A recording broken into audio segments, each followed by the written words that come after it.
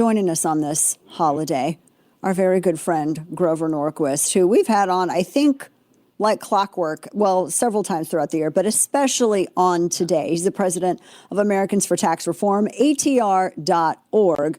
His latest book, Leave Us Alone, Getting the Government's Hand Off Our Money, Our Guns, and Our Lives. He joins us now. Grover, good to see you on this sad, sad day. Well, it's the anniversary of the Titanic sinking. Oh, lovely. Lincoln's death, and the IRS taking our money every year. So cheer you up. It's like a goth trifecta. I don't even know how to. It really is. So I think that's how they picked the date. Yes, and I looked at Democrat. They were marking the day by saying tax the rich, even though we all know, we've seen the stats. ATR has them. The top 1% earned, most of the total income, paid over 40% of all the. Everybody knows this. The bottom 50%, if we wanted to have that argument, doesn't pay their fair share. But what really gets me is this argument that has come up about blue cities and red cities, Grover. And you've even discussed this as well. Like, a lot of people in these red states and are seeing a lot of people from New York come in, from Chicago come in. And, it's a lot more than that, because those cities, nobody's moving there. After these people leave, Nobody moves to those cities. What is going to happen to, like, the New Yorks? Their taxes are going to have to be raised sky high to offset this. You have in the red states, many states moving to flat rate taxes. In the last 5 years, 8 states have gone from graduated income taxes. Karl Marx wrote 10 things down that he thought were important. The second one was a graduated income tax. And a graduated or progressive income tax means you can divide people into different groups and mug them one at a time. Oh, we're not going to tax you, just these guys, you later. And we're going to tax the rich is the beginning of a sentence. We're going to tax the rich first. California has very high tax rate on rich people, and you get to pay about 9% of your income when you hit $72,000 a year. Wow. But you're not supposed to notice that because some billionaire, in theory, is paying a lot. But your point, people are leaving from blue states with 10% plus income taxes at the state level, add to that city level in a place like New York, and they're moving to the 8 states with no income tax, Texas, Tennessee, Florida. 5 states today, South Carolina, the governor signed the law, which will take their income tax in 5 years from 6% down to 1.99. This was designed by a gas station owner, not 2%, 1.99, and then it goes to 0. And that's the 5th state to pass a law that will take it automatically to 0. Mississippi, Oklahoma, Kentucky, West Virginia, now South Carolina. Add to that Arkansas, where the lady governor there got elected on a commitment to go to 0, and she's moving to go to 0. Missouri, the governor was elected. We're going to 0. They've got it on the ballot this fall. In Ohio, Vivek is running on they've gone to a flat rate tax. Now he wants to go to 0 in Ohio. Arizona's at 2.5%. Get a Republican governor, they'll go to 0. Louisiana is down to 3%, on the way to 0. We have not just the 8 no income tax states we have now, that number is going to double.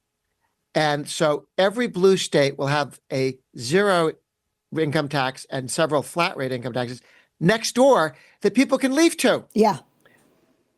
But I think your point that people don't move in is even bigger, because you see the ones who leave California. What you don't see is the guy in Ohio who's 25 years old. He's got a $1 billion idea. And 20 years ago, he'd have moved to San Francisco. Now he won't. That's huge. Yeah, and you're right. San Francisco is where, Silicon Valley. Everybody went there. Now it's punitive if you go there. You're taking a major pay cut because of taxes and then fees and then everything else. It's not good for business. So what does that mean? Where is it shifting to? How does this change everything? Well, it shifts the makeup of Congress, because every 10 years we do a census and we redistrict. 5 years from now, another 10 congressional districts will move from Democrat states to red states. And then 10 years later, AI tells me it'll be 12 that move from Democrat states to red states. So you're looking at a buildup of a natural governing majority in the House of Representatives for the Republicans based on the movement of people out of blue states into red states.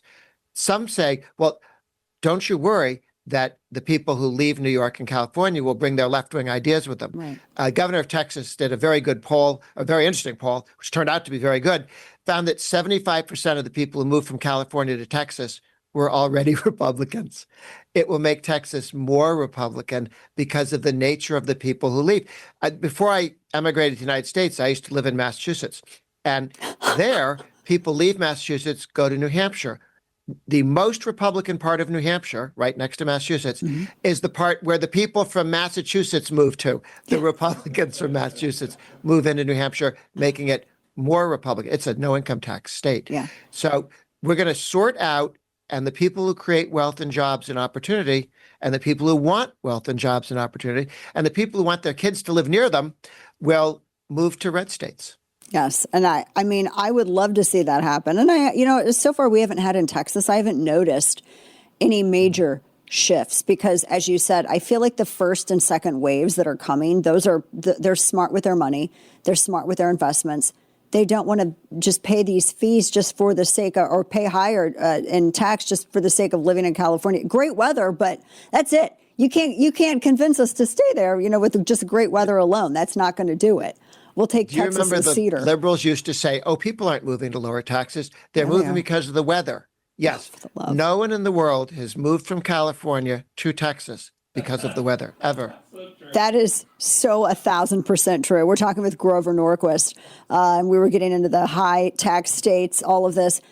Do you, and I'm going to get into the tariffs and that, but I wanted to ask you as well, for the first time that I think, remember, we've had more Republicans talk about moving to like a fair flat tax and maybe abolishing the IRS. Used to, you would only have like a couple of libertarians that would say that, and only during campaign time.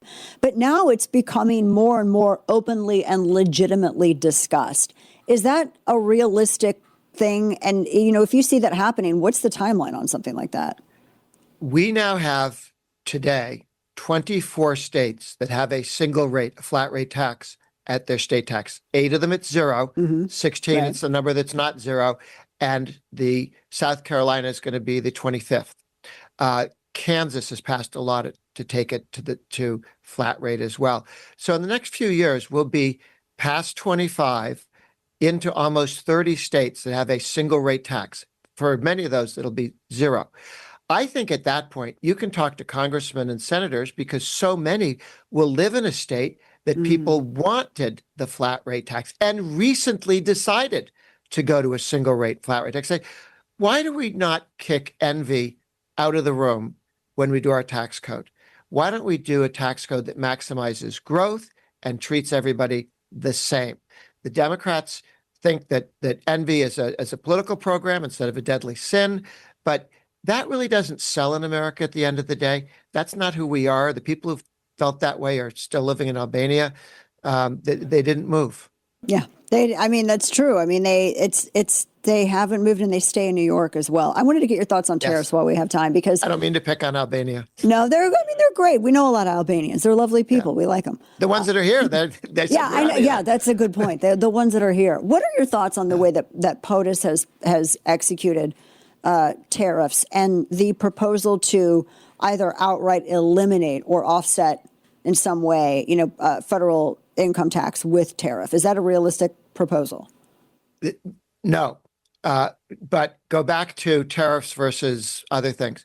250 years ago, when we were starting as a country, when we were a colony, we spent 2% of our money on government. 2%. Americans spent 1% to 2% on taxes.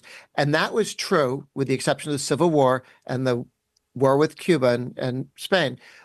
We were about 2% for more than 100 years, 150 years, till you got to the income tax day. The income tax was put in because, one, people wanted to ban liquor, and that was a lot of the Fed's money, so you had to replace it. And two, people hated the tariff so much, they wanted the income tax instead, which reminds you, people don't like taxes. It's not that they don't like, green taxes or yellow taxes or narrow taxes, or they don't like taxes. Yeah. Sales taxes, income taxes, property tax. It's all taking money you earned.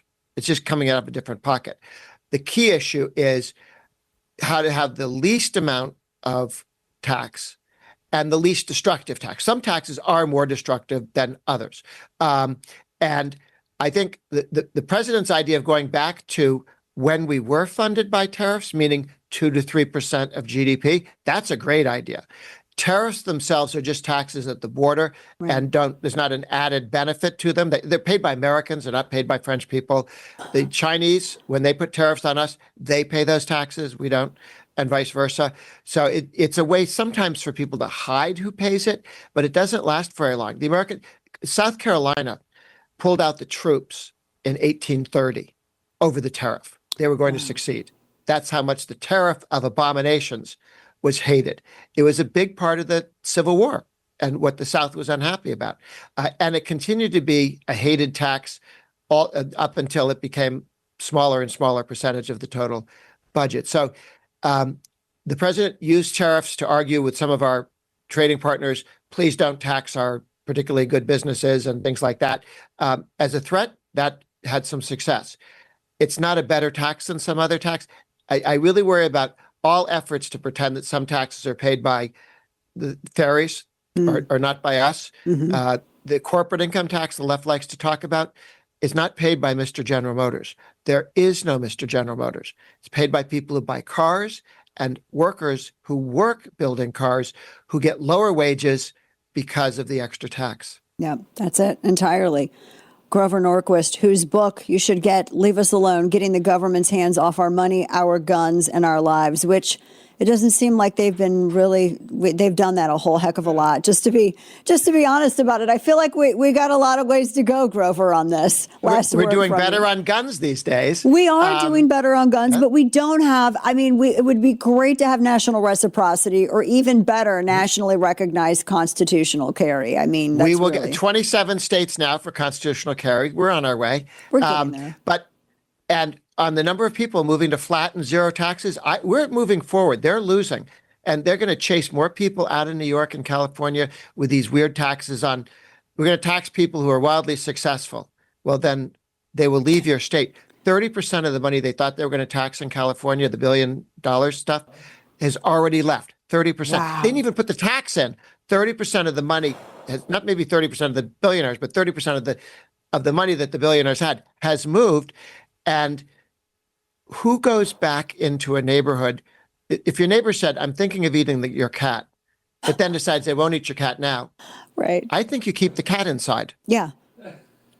You don't let the neighbor get near the cat. There you go, right there. That's the lesson. Grover Norquist, ATR.org. Always a pleasure, my friend. Thank you so much. And Dana, happy National thank you.